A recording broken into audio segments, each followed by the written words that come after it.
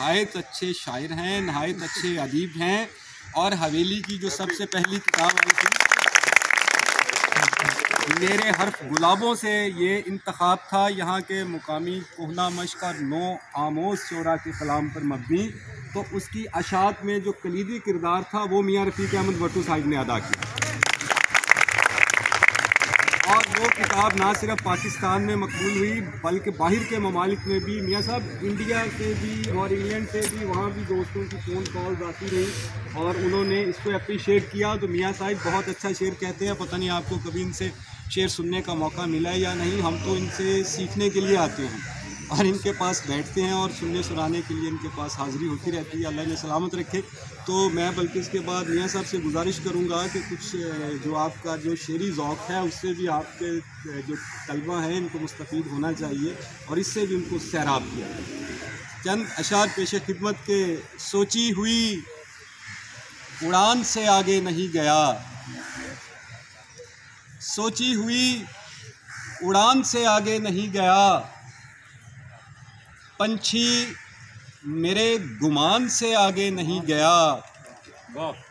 और दाखिल हुआ हयात की जिस भी गली से मैं, दाखिल हुआ हयात की जिस भी गली से मैं, रास्ता तेरे मकान से आगे नहीं गया। और देने में हम गरीब भी पीछे नहीं रहे। मियाँ साहिब के देने में हम गरीब भी पीछे नहीं रहे, लेने में वो भी जान से आगे नहीं गया। और लफ्ज़ों की हद तलक की रही। बहुत शुक्रिया मियाँ साहब के देने में हम गरीब भी पीछे नहीं रहे, लेने में वो भी जान से आगे नहीं गया। और लफ्ज़ों की हद तलक ही रही बेवफाई ज़ेब, लफ्ज़ों की हद तलक ही रही बेवफाई ज़ेब, एक ज़हर ये ज़ुबान से आगे नहीं गया।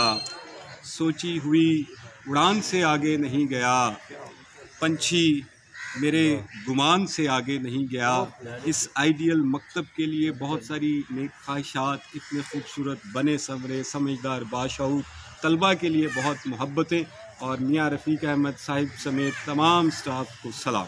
बहुत